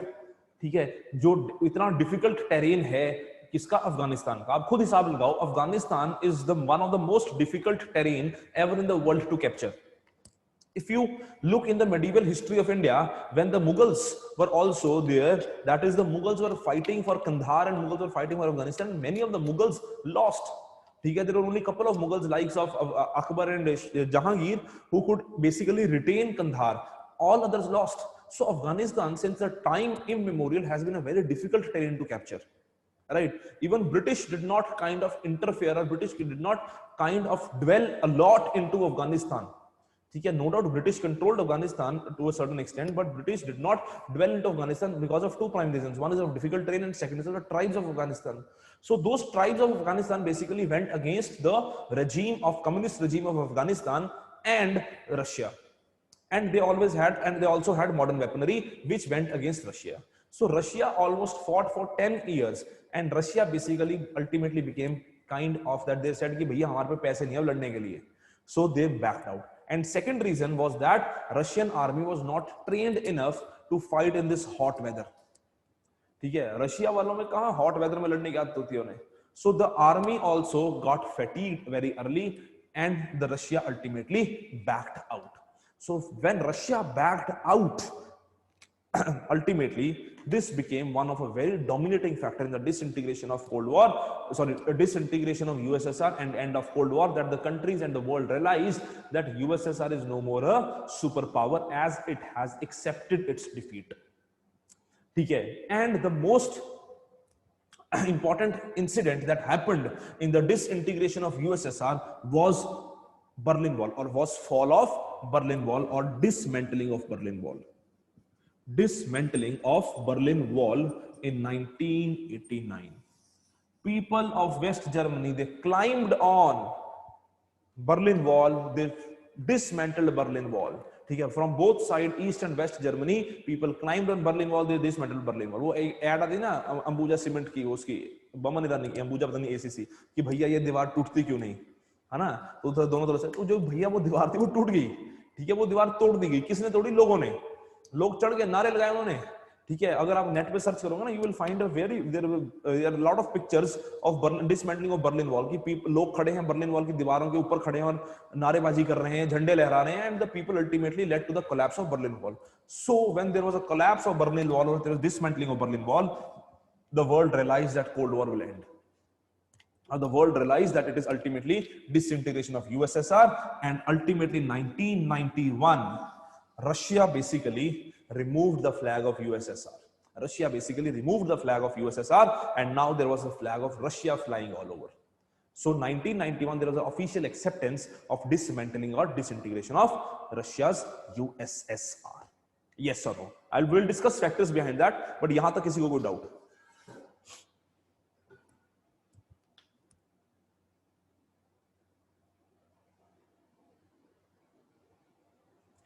Why Pakistan was so interested in removing communist regime? Because Pakistan was getting benefits from USA, and it also wanted to control USSR. There is a strategic depth that Pakistan want to achieve. So Pakistan wanted that there should be a Pakistan's government or Pakistan's interference in Afghanistan. Strategic depth है, Pakistan तो भी अपना area of influence increase करना चाहता है ना.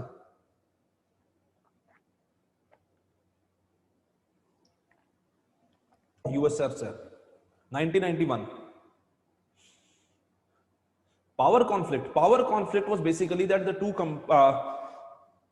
two countries came in front of each other to fight for land and to fight for territory, and they basically they basically came in front of each other to fight for territory and to fight war. That is power conflict. Ideological conflict is basically ideological conflict is basically that they were fighting for ideologies. They were fighting for just the capitalism and communism.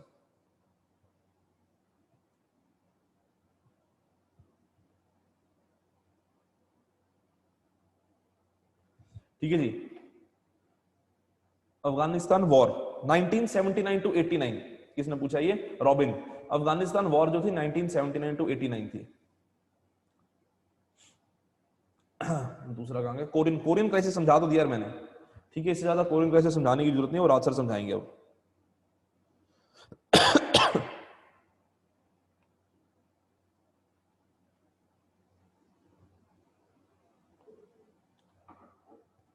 अगला कहां गया? चल यार sir, this was one reason. Sartaj यार क्या था कि उससे नुकसान हुआ था, ऐसा नहीं कहेंगे कि this was the only reason. यहां नुकसान हुआ था यार, ठीक है, पर वो डिसइंटीग्रेशन का बड़ा मेजर फैक्टर नहीं बना. ठीक है, that is not the major factor of disintegration यार. How did this impact US Taliban relation? Taliban relation यार, Taliban ultimately became a fundamentalist, तो अलग चीज होगी. बिल्कुल अनुराग सही कह रहे हो. 1991 में there was disintegration of USSR, official acceptance of disintegration of USSR. Detente phase is basically, detente phase, Abhi Rajput is basically the phase of or the phase of kind of जिसको बोलते हैं ना easing of tensions. ठीक है, कि tension जो थी थोड़ी रिड्यूस हुई, अल्टीमेटली प्यार मोहब्बत से थोड़ी सी बातचीत होनी स्टार्ट हुई. हाँ उदित, इट वाज सपोर्टेड बाय. ठीक है, अब एक सवाल का जवाब और दूंगा जो रेलेवेंट है, बाकी तुम अब पूछ रहे हो, रुक जाओ. Afghanistan war seems similar to Vietnam war. बिल्कुल Sachi, Afghanistan war seems similar to Vietnam war, but the problem was that in Vietnam war USA and USSR, sorry, in Vietnam war USA had a backing and it had even financial capital backing it. In Afghanistan war USA did not have enough money also to fight, because ultimately there was a complete demolishment of or demolishing or degradation of USSR's economy, and USSR did not have enough money to fight. Guerrilla war बताया तो यार. यार अब एक Molotov plan I already explained. ठीक है, Molotov plan में कुछ नहीं है sir. Molotov plan Komal is basically that US Stalin said that we will give you money.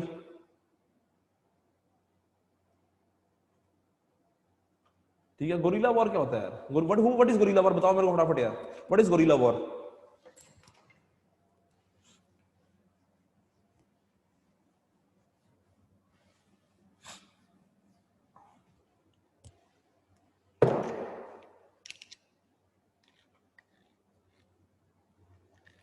Hide and attack, छुप छुप के लड़ाई करना, अनऑर्थोडॉक्स का unconventional method to fight.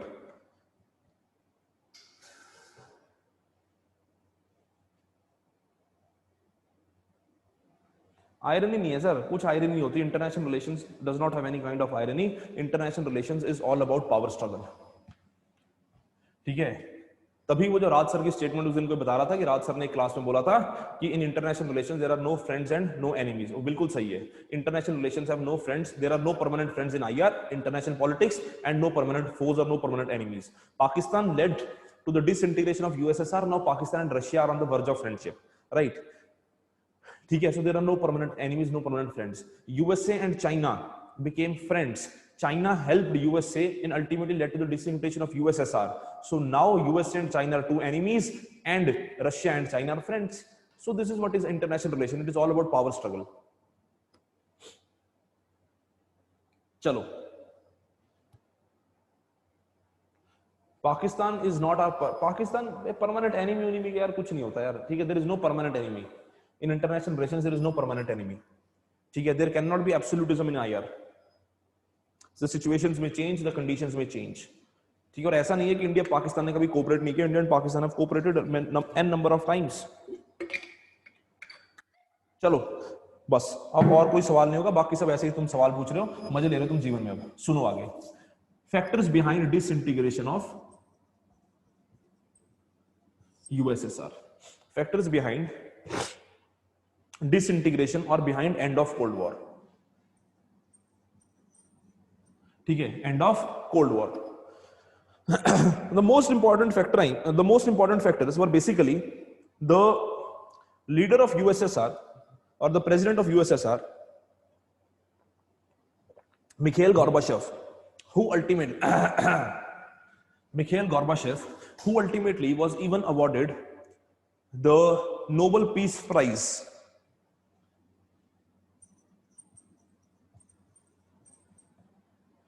So Mikhail Gorbachev, he basically implemented 3 policies. He brought 3 policies, or he brought a change. That change was that his 3 policy. First was glasnost.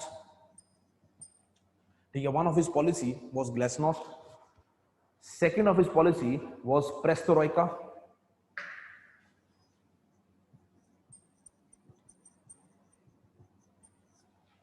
एक minute.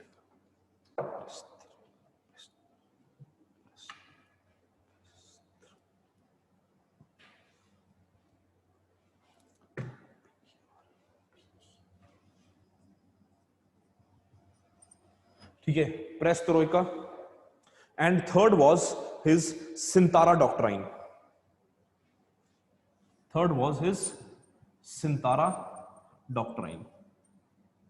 So these 3 policies played a very significant role in end of Cold War. ठीक है, these 3 policies played a very significant role in end of Cold War. ठीक है, glasnost basically होता क्या है? Openness or openings of Soviet Union. ठीक है, glasnost was basically openness. ठीक है, this is basically kind of opening up of Soviet Union.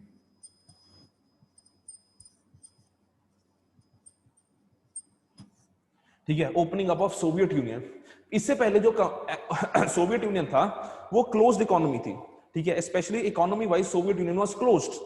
ठीक है, तो हुआ क्या कि सोवियत यूनियन, अब बड़े ध्यान से सुनना इस बात को. ठीक है, this also has a relationship with West Asia. ठीक है, this also has a relationship with West Asia. अब सोवियत यूनियन जो था या रशिया जो था, ये डिपेंडेंट था किस चीज के ऊपर?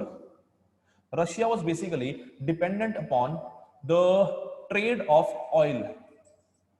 ठीक है, and petroleum and other products. Russia के पास there were enough reserves, enough resources that Russia used to trade in these natural resources.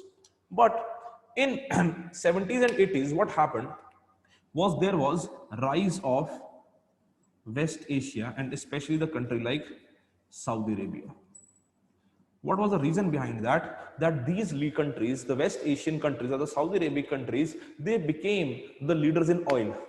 ठीक है, the world started to purchase oil from them as they were supported by USA, and also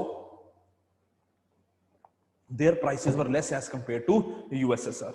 So Russian economy saw a steep fall because the major commodity that they dealt in, or the major commodity that was their revenue source, had now those competitors who were selling it at a cheaper price and who were also kind of giving it at a faster rate. So Russia also had now the idea that its economy is going to fall steep. So when Gorbachev saw that now Russia is not able to earn enough, or the USSR is not able to earn enough that it can sustain itself or it can sustain the other countries, so he said now is the time we will open our economy even for the foreign companies.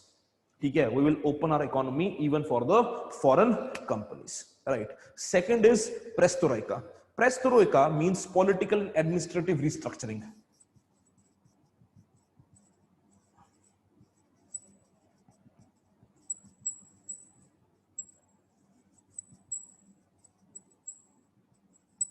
Political and administrative restructuring. Political and administrative restructuring का मतलब क्या हुआ कि they opened, और in Soviet Union and Russia, what they did, they opened the space for opposition parties. Earlier there was no space for opposition parties. The only space was of Communist Party. ठीक है, they opened the space for opposition parties. Opposition parties came on street. People backed them. They started demanding democracy, and there was disintegration. ठीक है, Ukraine, Georgia, everyone started becoming independent. उन्होंने बोल दिया कि भैया हम क्या मांगे? आजादी. ठीक है, हमें चाहिए आजादी. किससे आजादी चाहिए? उन्हें चाहिए रशिया से आजादी. ठीक है, तो उन्होंने अलग होना शुरू कर दिया. There was freedom given to press. Press started asking difficult questions to the government about corruption, about the low standard of living of people, about no income, about high inflation. The government had no answers. So the people said कि यार सरकार के पास कोई जवाब नहीं है, हमारा कबाड़ा हुई जा रहा है, हम करें तो करें क्या? कह रहे चलो सड़कों पे. So the people started going on streets. There was complete mess. There was anarchy. The governments fell. USSR disintegrated. So basically, one bad action of or couple of policies of Gorbachev led to ultimately the demise of USSR. And last is Sintara Doctrine. Sintara Doctrine is basically that USSR said, or the Russia said, that now we do not have the money to support the regimes of Eastern European countries. They said that Russia did not have resources to support Eastern European countries, so these countries are at their own. तो मतलब उन्होंने क्या बोल दिया, क्योंकि पहले भी protest होते थे, तो जब पहले प्रोटेस्ट होते थे तो सोवियत आर्मी सपोर्ट कर देती थी, सोवियत सपोर्ट कर देता था, और देयर वाज हेवी हैंड और देयर वाज रिप्रेशन. ठीक है, मार दिया जाता, उठा लिया जाता, तो कुछ तो कर देते थे. अब यहाँ पे उन्होंने क्या बोल दिया कि हमारे पास आर्मी की सपोर्ट नहीं मिलेगी, अब तुम अपने हिसाब से देख लो. तो जब कंट्रीज को बोल दिया कि अपने हिसाब से देख लो, ना कंट्रीज के पास पैसा था, ना कंट्रीज के पास आर्मी थी, लोगों ने रिवोल्ट करा, लोगों ने प्रोटेस्ट किया, सरकारें गिर गई.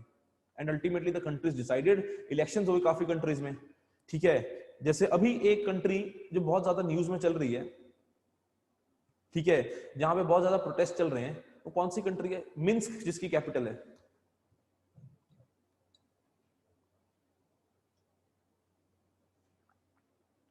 बेलारूस. बहुत बढ़िया, बेलारूस. ठीक है ना. तो Belarus also came out of Soviet Union, and the beauty of Belarus is the first time independent elections were held in Belarus in 1994. Free and fair elections were held in Belarus in 1994 for the first time, and it was the last time that Belarus saw independent and free and fair elections. ठीक है, first and last time was 1994. ठीक है, okay. Glasnost is opening up of Soviet economy, Soviet Union, even to foreign companies. कि Glasnost में क्या हुआ, जो doubt पूछा गया है, Glasnost में ये बोल दिया कि जो सोवियत कंपनीज है, कंपनीज है ना, जो आपकी पब्लिक सेक्टर अंडरटेकिंग्स भी, फॉर एग्जांपल, उनमें भी बाकी बाहर की कंट्रीज इन्वेस्ट कर सकती है. मतलब एक तरह से एलपीजी की बात होगी. ठीक है, इनडायरेक्टली एलपीजी की बात होगी कि लिबरलाइजेशन कर देंगे कंपनीज की, ग्लोबलाइजेशन की तरफ हम भी चलेंगे. This was Glasnost, right Ragini? बिल्कुल Bhavesh, there was dictatorship after 1994. ठीक है, it is the same president who is continuing from 1994 up till now. ठीक है, 1994 से अब तक बेलारूस में एक ही राष्ट्रपति राज कर रहा है. ठीक है, चलो, तो this is what is factors behind cold war. किसी को कोई डाउट यहां तक इन तीन फैक्टर्स में?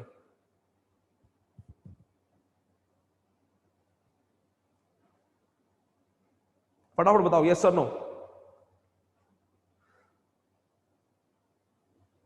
सिंतारा डॉक्ट्राइन में क्या हुआ कि कंट्रीज को ये बोल दिया गया कि आज के बाद रशिया सपोर्ट नहीं करेगा.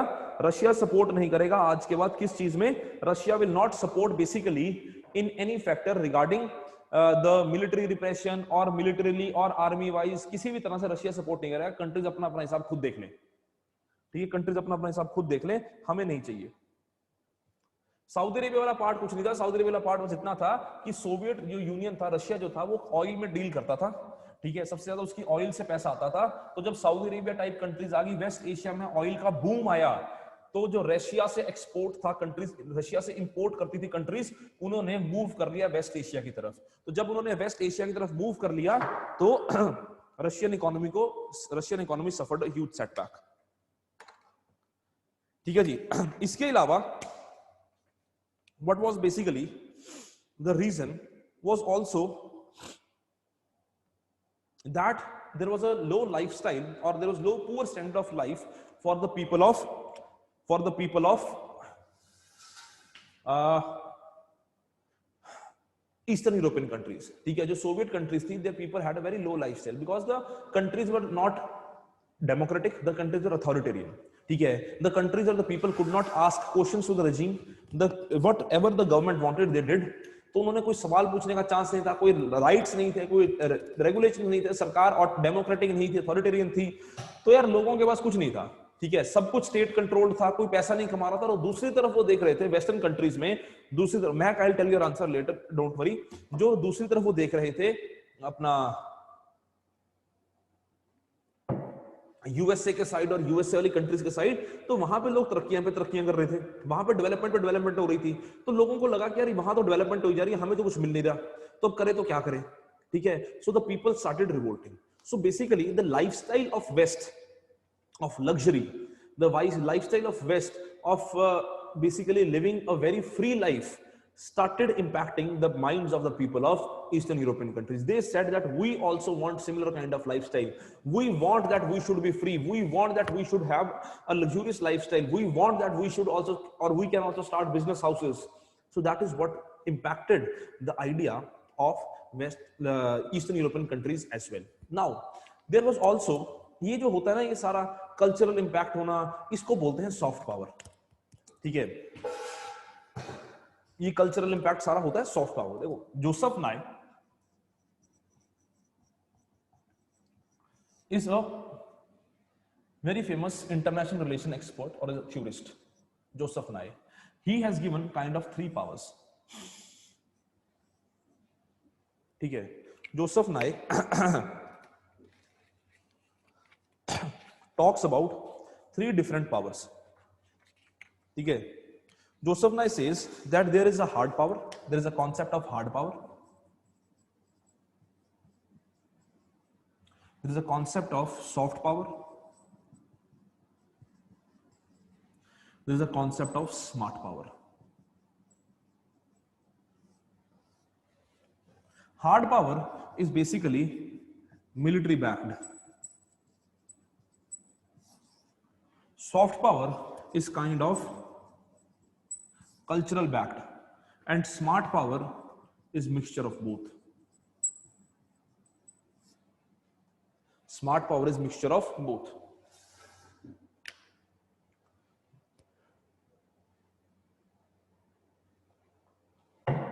Right.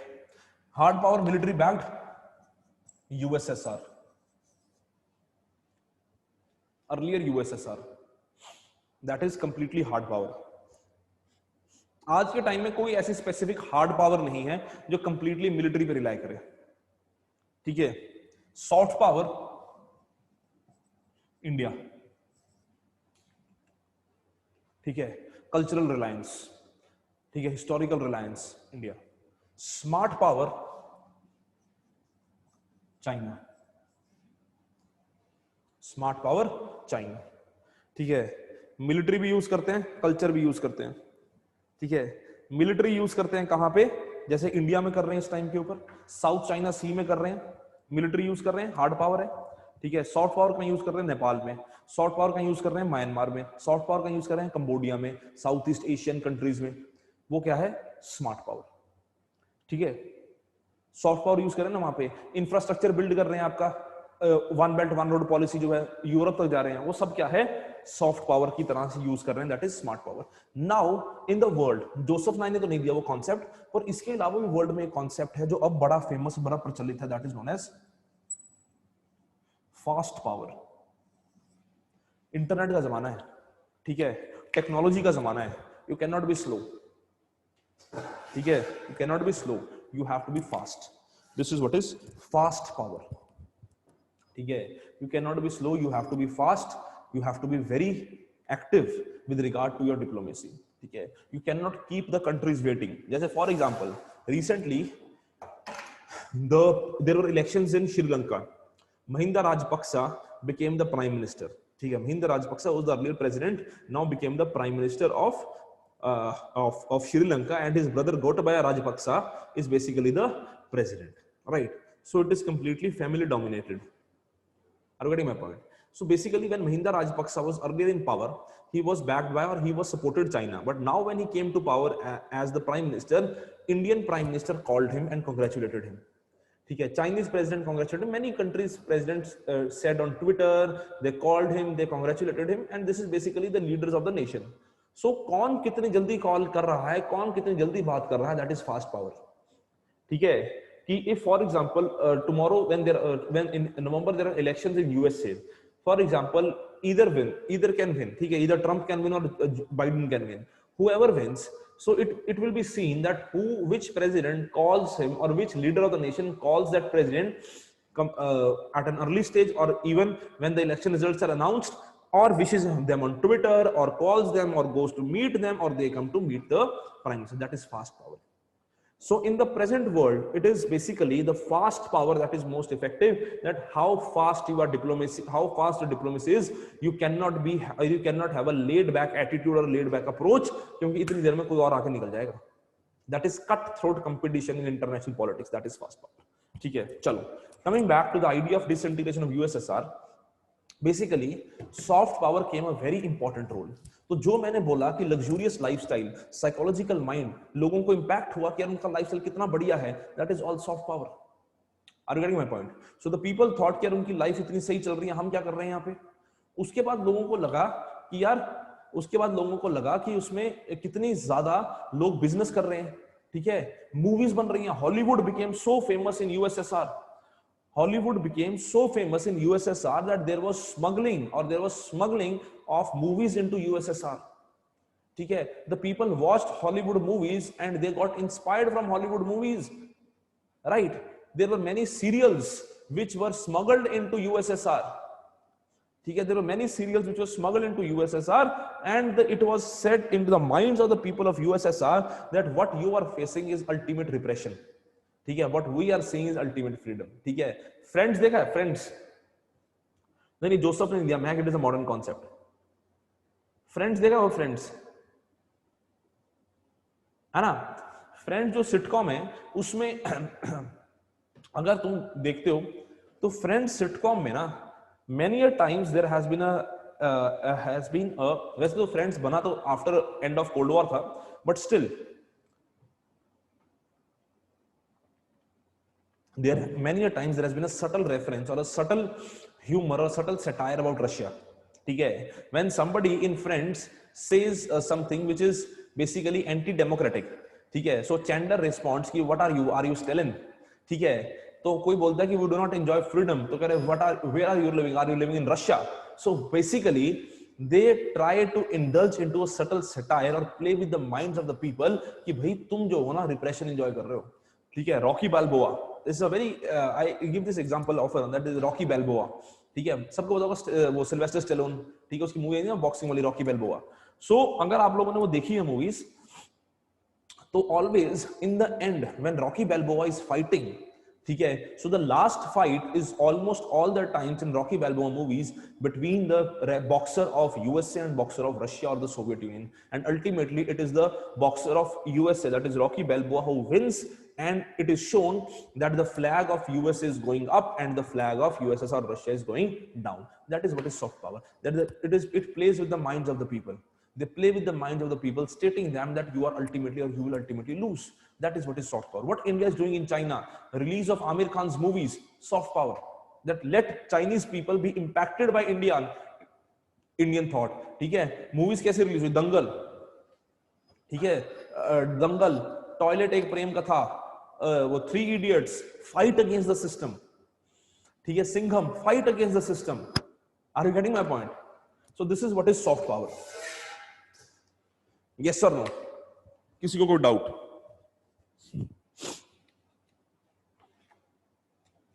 Cyber attack hard power नहीं है, साइबर अटैक अलग है. साइबर अटैक तो अलग ही जीवन में खेल रहे हो तुम. चलो,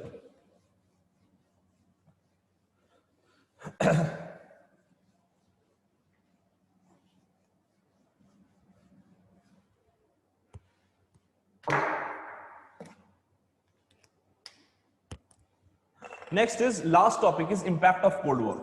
इस टॉपिक का लास्ट टॉपिक है इंपैक्ट ऑफ कोल्ड वॉर की, sorry, impact of end of cold war. Impact of end of cold war. ठीक है, सबसे पहले तो हुआ क्या कि nuclear arms race in third world countries. ठीक है, nuclear arms race in third world countries. क्योंकि हुआ क्या कि रशिया जो था वो खत्म हो गया, यूएसएसआर जो, सॉरी नॉट रशिया, यूएसएसआर जो था एंड हो गया. तो यूएसएसआर जब एंड हो गया तो उसके बाद ultimately the third world countries had to fight for the security. आप खुद देखो ना कि इंडिया वॉज सपोर्टेड और बैक्ड बाय यूएसएसआर। तो इंडिया रियलाइज की चलो जब तक है तब तक हम अपना थोड़ा बहुत सामान बना लेते हैं, जब नहीं रहेगा तब देखेंगे। ठीक है, 1991 यूएसएसआर गेट्स डिमोलिश्ड और disintegration. 1998 India becomes a nuclear weaponry state. ठीक है, this is nuclear, this is basically what is nuclear weapons or nuclear weapon race in third world countries. Pakistan saw nuclear weapon race. ठीक है, there are ultimately many concepts which basically are seen in impact of Cold War, impact of end of Cold War. USA, unipolar world. ठीक है, USA became a super hegemony or super power or the only super power. ठीक है, next which was basically ये मैं explain कर चुका हूं, इसलिए दोबारा नहीं बताऊंगा कि why USA became unipolar world और क्या वर्ल्ड ने देखा, तो ये मैं एक्सप्लेन कर चुका हूं पहली फर्स्ट क्लास में। I have already explained this thing. ठीक है, so I am not repeating this. Next is growth of regional organizations, growth of regional, sub regional and even trans regional organizations. ठीक है, SAARC बन गया, BIMSTEC बन गया, BRICS बन गया, ब्रिक्स तो चलो अभी बना, सार्क बन गया, बिम्स्टेक बन गया, ट्रेड ऑर्गेनाइजेशंस बन गई। तो ये सारी जो थी, this was basically impact of end of cold war. ठीक है, तो अब ये क्या होती हैं, क्यों होती हैं, ये मैंने बताऊंगा, ये मैं बता चुका हूं, कल ही मैंने एक्सप्लेन किया था कि regional, sub regional, trans regional powers क्या होती है। ठीक है, next is basically your very important which is question of relevance of NAM. अब नैम डिस्कस करेंगे इसके बाद, तो उसमें समझ आ जाएगा कि question on relevance of NAM.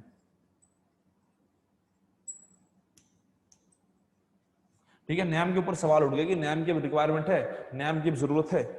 And last basically became the idea of growth of complex interdependence. ठीक है, कॉम्प्लेक्स इंटरडिपेंडेंस का मतलब क्या बना? This was a concept that was given by international relation theorist Cohen and नाई। नाम याद करने की आपको जरूरत नहीं है। ठीक है, it is only for pol science optional students, whoever has a pol science optional, that there is a name of the thinkers Keohane and Nye. ठीक है, तो Keohane and Nye basically gave the concept of complex interdependence. ठीक है, what do we understand by the idea of complex interdependence is basically that the world will not only be dependent upon your hard power, or world will not only be dependent upon your military power, but the world will basically be based on economic relations. So they said कि यार economic interdependence और economic relations इतने ज्यादा बन जाएंगे countries के बीच में that they will not go to war. ठीक है, for example India and China, ठीक है, डिस्प्यूट हो रहा है, ठीक है, सैनिक भी मर रहे हैं, फौजी भी मर रहे हैं, कब सब कुछ हो रहा है। ठीक है, शहीद हो रहे हैं, बेसिकली नॉट मर रहे हैं, सॉरी, शहीद हो रहे हैं फौजी भी। ठीक है, दोनों साइड पे, ऐसा नहीं इंडियन साइड पे, चाइनीज साइड पे भी टेरिटोरियल कॉन्फ्लिक्ट इतना ज्यादा हो रहा है, but still they cannot go to full fledged war, or they will not go to full fledged war because of the economic entanglement, because of the economic entanglement, क्योंकि इतने ज्यादा इकोनॉमिक रिलेशंस, इतनी ज्यादा इकोनॉमिक एंटेंगलमेंट है that the countries do not afford to go to war. Similarly, China and USA, there is so much economic entanglement, there is so much economic interdependence that the countries will not go to war.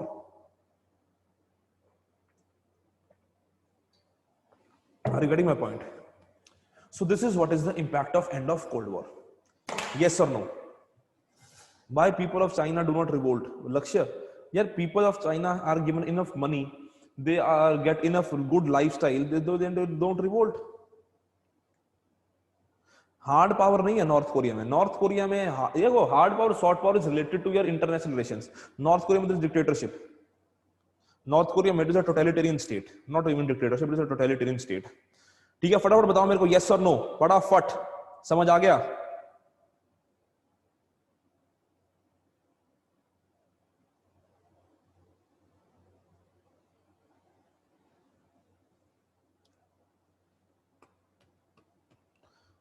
First point है nuclear weapons, third world countries,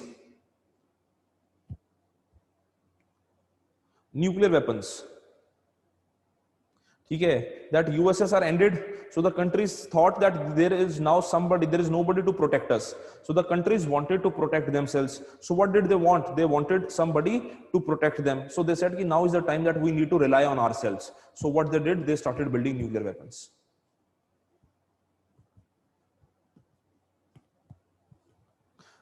जरूरी नहीं है Padma, you do not require it because you are, it is GS में लिखने की जरूरत नहीं है, ठीक है। पॉल साइंस ऑप्शनल के लिए नाम जरूरी होता है, जीएस के लिए जरूरी नहीं होता, डोंट वरी, ठीक है। You just understand the idea.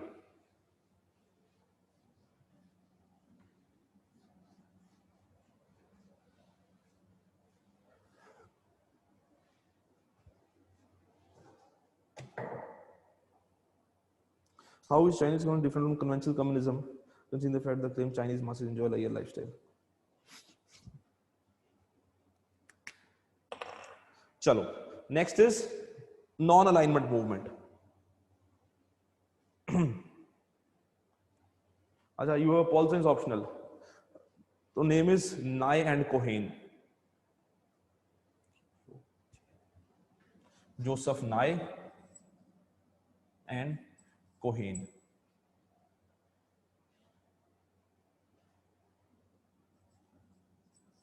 Complex interdependence, Nye and Cohen.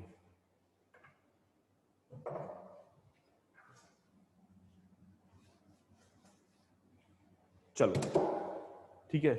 Jerry का क्या सवाल आया? Jerry, how Chinese communism? कुछ नहीं जेरी, ऐसे ही, this is not relevant question यार, ठीक है, कुछ नहीं, ऐसे ही। चलो next is NAM, non aligned movement, ठीक है। NAM, non aligned movement.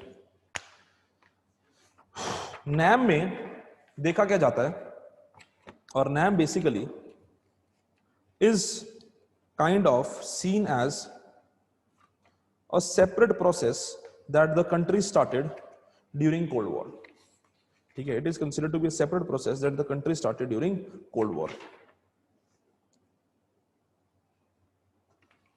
ठीक है। अब अगर आप नैम को देख रहे हो, नैम को समझ रहे हो, तो basically NAM emerged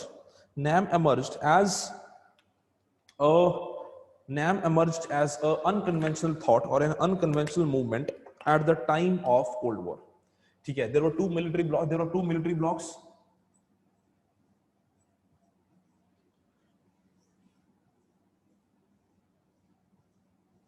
US and USSR emerged a third movement, that is NAM, ठीक है। emerged a third movement, that is NAM.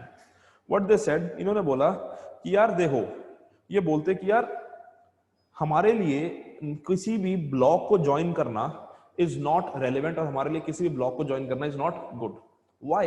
Because Pandit Nehru said कि यार अगर हम किसी ब्लॉक को ज्वाइन कर लेंगे तो we will be subsequent to that block, और we basically will have to follow the idea of that block, कि अगर ये ब्लॉक बोल रहा है, अगर ये ब्लॉक चाहता है, ये यूएसए का ब्लॉक है, ये यूएसएसआर का ब्लॉक है, ठीक है, कि अगर ये ब्लॉक बेसिकली बात कर रहा है आइडिया ऑफ डेवलपमेंट की, ठीक है, अगर ये ब्लॉक बेसिकली बात कर रहा है कि आप एक के अगेंस्ट हो, एक के खिलाफ हो, तो पंडित नेहरू कहते हैं हमें ये नहीं चाहिए, ठीक है। कहते ना हम किसी के खिलाफ है, ना हम किसी के साथ हैं, हम तो भैया सच्चाई के साथ हैं, हम अपनी जरूरतों के साथ हैं, ठीक है।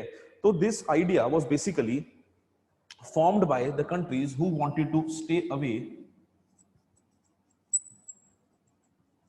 From power blocs, who wanted to stay away from power blocks, ठीक है। they wanted that they should stay away from power blocks, and they wanted that Pandit Nehru said that NAM basically is a workshop of peace.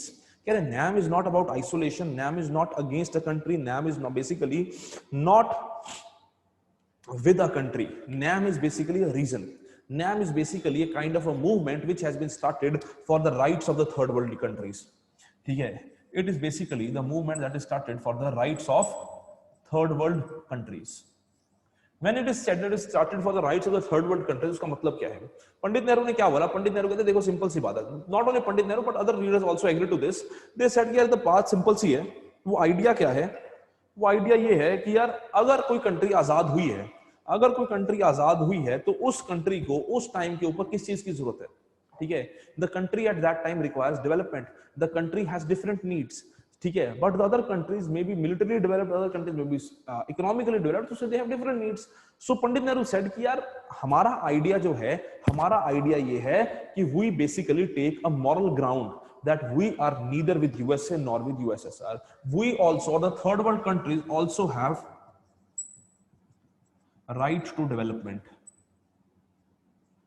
ठीक है, कहते this is all about the fight for our rights, this is all about the fight for development. ठीक है, that we also have the right to development, we also have the right for development. ठीक है, they said कि यार we do not want to live in a world where we come under neo colonialism, कि USSR हमें dictate करे terms, USSR बोले कि किससे बात करनी किससे नहीं करनी, या यूएस से बताए किससे बात करनी किससे नहीं करनी। अरे ऐसा हमें चाहिए ही नहीं। कह रहे इतनी मुश्किल से आजादी मिली है, वो आजादी लेने के बाद क्या दोबारा हम उसी लाइफस्टाइल में उसी एनवायरनमेंट में लग जाएं? कह रहे नहीं, हमें चाहिए राइट टू डेवलपमेंट, हमें चाहिए ऐसी दुनिया जहां पे हम अपने हिसाब से जी सकें।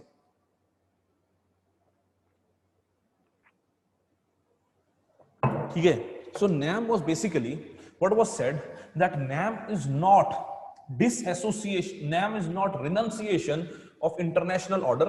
renunciation का मतलब छोड़ते हो ना, कि छोड़ के चले गए, ठीक है, परे चले गए। कह रहे NAM is basically not renunciation of international politics, NAM is not renunciation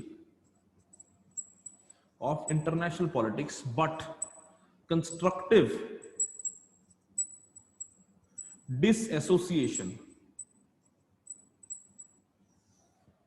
NAM is not renunciation of international politics but constructive disassociation। इसका मतलब क्या हुआ कि हम आइसोलेट नहीं कर रहे हैं अपने आप को, हम ये नहीं बोल रहे हैं कि हमें कोई फर्क नहीं पड़ रहा, कह रहे बिल्कुल हमें फर्क पड़ रहा है, हम बोल रहे हैं कि सब प्यार मोहब्बत से रहें, बस हम कंस्ट्रक्टिवली डिसएसोसिएट कर रहे हैं अपने आप को हर ब्लॉक से। कंस्ट्रक्टिवली डिसएसोसिएट का मतलब क्या होता है कि हम नहीं चाहते कि किसी कंट्री में जो युद्ध हो उसमें हम इन्वॉल्व हो, क्योंकि हम चाहते ही नहीं कि युद्ध हो। ठीक है, हम नहीं चाहते कि हमारे रिलेशंस एक कंट्री के साथ हमारे रिलेशंस दूसरी कंट्री के साथ इंपैक्ट करें, क्योंकि हम ऐसी बात चाहते ही नहीं है। So basically NAM was kind of a thing which was led और which was constructive disassociation with the happenings in the world. ठीक है, so NAM was basically kind of a principle distance और प्रिंसिपल स्टैंड, जो मैंने आपको पहले ही बताया था कि जिससे जितनी जरूरत है उससे उतनी बात करेंगे, जिससे जो हेल्प चाहिए उतनी हेल्प ले लेंगे। ठीक है, so NAM basically was started by 5 leaders as you all know. ठीक है, नाम बताने की जरूरत है उनके। ठीक है, 5 लीडर्स के नाम थे, जो 5 लीडर्स जिन्होंने NAM स्टार्ट किया था। पंडित नेहरू, इंडिया। ठीक है, Pandit Nehru obviously India. Nasser of Egypt, Nasser of Egypt, Egypt के थे नासिर। यूगोस्लाविया के थे टीटो। ठीक है, यूगोस्लाविया के थे टीटो। घाना के थे नकुरमा।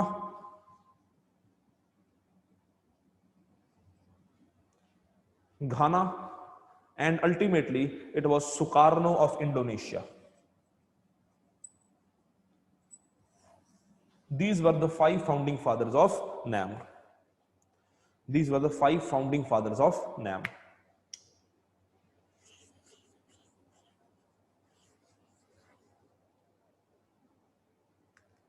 ठीक है, NAM की पहली फॉर्मल समिट हुई थी 1961 में। First formal summit of NAM was in 1961 in Belgrade। in Belgrade 1961 में NAM की फर्स्ट फॉर्मल समिट हुई थी बेलग्रेड में। ठीक है, विच इज इन यूगोस्लाविया। पर ऐसा नहीं था कि इससे पहले कोई समिट हुई नहीं थी, इससे पहले NAM के लिए नींव पत्थर रख दिया गया था। और वो नींव पत्थर कहां रखा गया था NAM के लिए? इससे पहले नींव पत्थर जो था वो कहां रखा गया था? वो नींव पत्थर रखा गया था 1947 में। एक दिल्ली में कॉन्फ्रेंस हुई थी, जिस was Asian relation conference Delhi. 1947 में एशियन रिलेशन कॉन्फ्रेंस हुई थी दिल्ली में।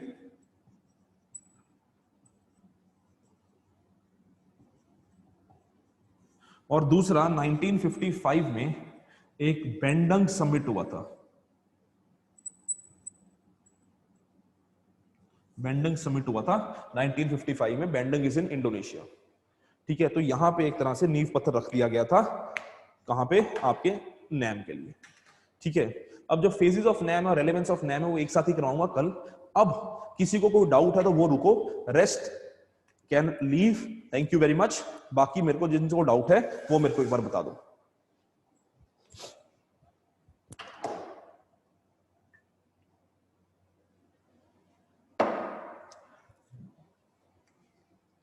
Last two 1947 Asian relation conference, 1947 Asian relation conference Delhi, and 1955 Bandung Summit, Bandung, BANDUNG, Bandung Summit. Sukarno, Indonesia.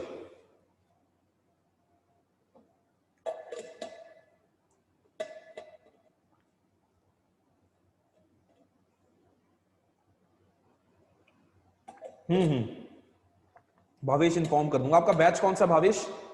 कौन से बैच में आप ऑनलाइन की हो, कौन से बैच में लगाते थे ऑफलाइन पहले? हाँ हाँ, मैं I will take your doubt. अभी बताओ क्या डाउट था आपका?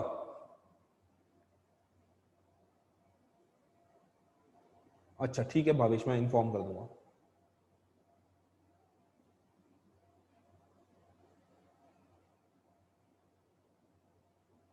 Truman doctrine basically means not end of Monroe. Truman, हाँ कह सकते हो आपकी Truman doctrine basically is officially USA coming out in open.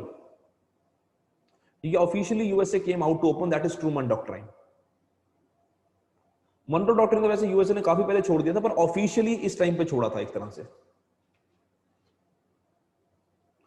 Okay Mandeep, more than sufficient Puneet यार, और इसके अलावा कुछ नहीं चाहिए। नोट्स भेजता रहूंगा, पीडीएफ होता रहेगा, that is more than sufficient. ठीक है, बाकी आपको पुनीत जो है करंट तो प्रिपेयर करना ही पड़ेगा, जो ग्रेजुअली आपको प्रिपेयर होना पड़ेगा।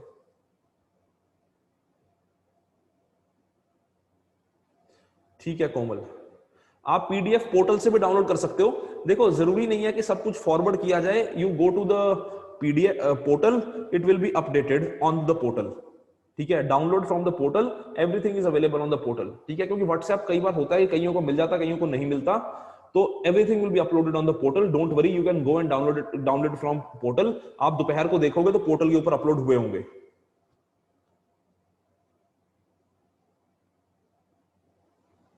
ठीक है, so it is better that you rely on the portal rather than on WhatsApp.